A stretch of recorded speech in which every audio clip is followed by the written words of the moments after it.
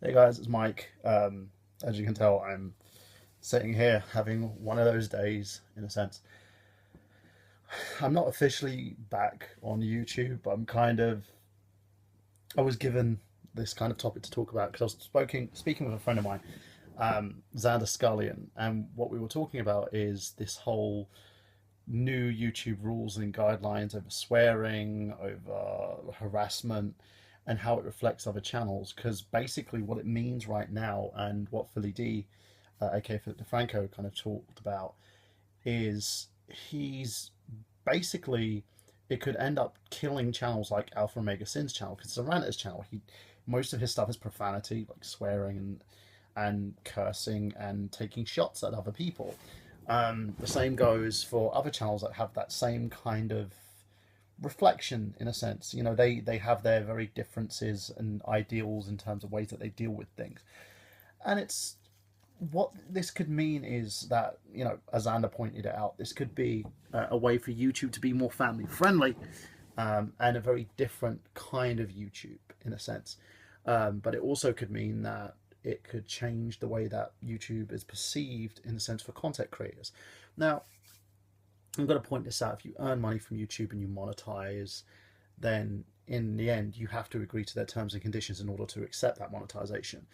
You do have other stuff to fall back on, such as Patreon and all those bits and pieces, which means that if you do have a situation where your video monetization goes, you can always find another way to monetize your content. So there's no biggie about this situation unless you're someone like, you know, who relies 110% on this to feed your family, which, if you're really good at it, great. If you're not, then you're gonna probably have to find another way to deal with it. I myself, I don't monetize, so all my content is basically, unless it's content ID claimed, of course, by some idiot who thinks that it's funny to abuse the content ID system, um, it's not monetized, so I don't have to worry about this stuff. I don't have to worry about whether or not Joe Schmo, um, feels that my language is coarse or that I can't do anything unless I violate YouTube's community terms and guidelines, or if there's a situation where my channel gets taken down for one reason or another. So I'm not really worried about that. But it does give you food for thought in a sense, you know, as someone who creates content and someone who produces YouTube content such as this. It makes you think about and realize how the system is always ever evolving. It's ever changing, you know, and it's something that it's never going to be consistent. But again, it's like all endeavors and means. You know, if you're in a job and you're working, say, like in a restaurant, for instance, you can sit there and think, "Oh, my job's secure." It never is. You know, if you work in security, for instance, which I've worked dabbled in, it's not secure. I currently have got my whole working life and practice on hold right now, because I'm currently in my situation, which if you really need to know about what it is and what I've been doing, you can go back to my other videos and have a look. For most people, they know what my situation is. I'm very open about what I do and what's going on in terms of my children and the fact of being a father. I had to put everything on hold in order to be that person. So there you go. But with those situations, nothing's for sure. So I'm not sitting there going to tell people, well, YouTube is not a kind of thing that you should be delving into because it's not secure and you can earn money and blah blah blah blah blah. There are ways to basically earn money and monetize if you're really creative and really someone who can think outside of the box. I consider this situation with the terms and conditions changing on YouTube videos the way that I see WWE when they changed their stance from being a kind of TV 14 Attitude Era type wrestling, and they moved over to the PG side of things where they had to be a lot more creative with their characters and creative with the way that they perceive these kind of brands in order to get better sponsors like KFC, like Toys R Us, like all these, you know, kiddie type brands and family orientated brands who would want to sponsor a WWE pay-per-view. And that's kind of the way that YouTube's doing things. They're trying to clean up the way that they're perceived to, you know, families and general Joe Schmo public in a sense. They want to make themselves into something very similar to things like Vimeo, who don't reflect themselves as kind of a video logging, blogging kind of service. They actually see themselves more as serious, like content creation, filmmakers, artists, and stuff like that. And that's kind of the way that you have to see it. Um, and it's kind of the same thing that people have to look at when it comes to doing this. If you really want to hang on to your monetization, if this does affect you, if these, if YouTube does take all this shit literally, then you need to basically clean up your channel. If you're one of the offenders that are going to, have been reflected by this, you need to clean up your channel, and it's just the way it goes.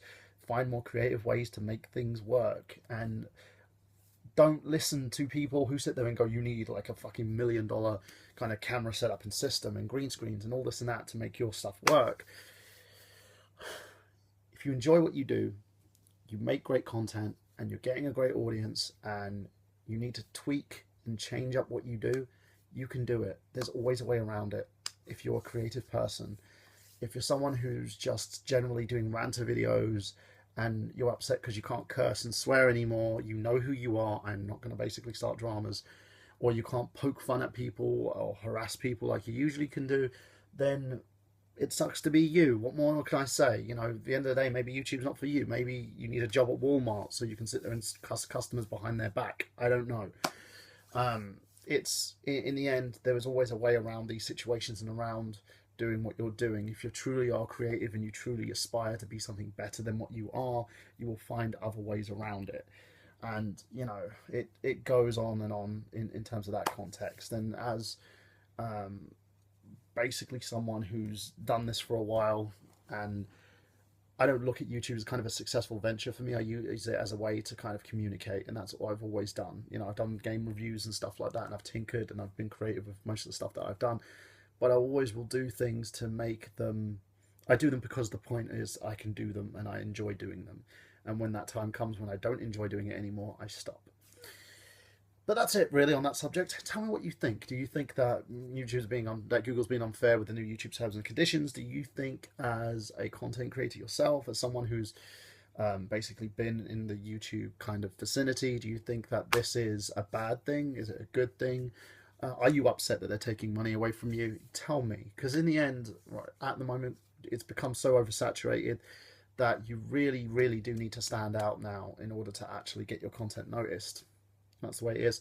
Now, I'm going to quickly go on to the personal side. As you can tell, I have major moobage right now, and I'm not in the best shape of my life. I've been away from YouTube because I've had a lot of personal demons going on. I'm not going to go too much into them and what happened and why it happened. All I can say is I'm a dude who currently has a broken heart, who is going through a few life crises, and is on the preparation to do something about it, take the next step in his life, and that's kind of what I'm doing right now. So I will be making videos sporadically whenever I feel I want to make a topic on something, and also do a few reviews here and there, but I don't think I'm going to be seriously back on YouTube for a while, and the reason being is life. That's it. Sometimes life takes its toll on you, and takes a toll on who we are as people, and stuff happens to challenge us, and we have to either sink or swim. And at one point I chose to sink. I wanted to dwell and die and hurt and continue feeling pain in my current situation, and I don't really need to do it anymore. Now I'm just kind of at the phase where I just don't give a fuck anymore about what's going on. Ooh, they might, I won't get monetized for saying that, but still. But I don't give a fuck what's going on. I don't give a rat's ass about anything. I'm kind of in that situation now where I'm just focusing on me and what I need to do and how I need to progress. And that's it. And and by the way, it's my daughter's birthday today. If you want, head up to my Instagram at Enigma Mike on Instagram and give her a nice little birthday shout out. I'm not on Facebook currently. I'm taking a hiatus from that, and that's mostly just due to the fact that I need time to myself, because I feel like I'm just all over the place. But that's pretty much it. So yeah, that's it. Have a great day. Go to michaelburhan.com for more. I've got new videos and voice reels and stuff coming up. If you want to check me out on iTunes, I'm currently doing Slamcast with Brandon Ligon and Nick Horacek. That'd be a great thing if you enjoy wrestling in all its forms. It's been a really good couple of weeks for wrestling, I have to admit that. But yeah, if you want to check that out too. And that's pretty much it. So have a great day, guys, and I'll see you again for another video at some point, sometime in the future. So whenever something comes to my mind. Have a great one.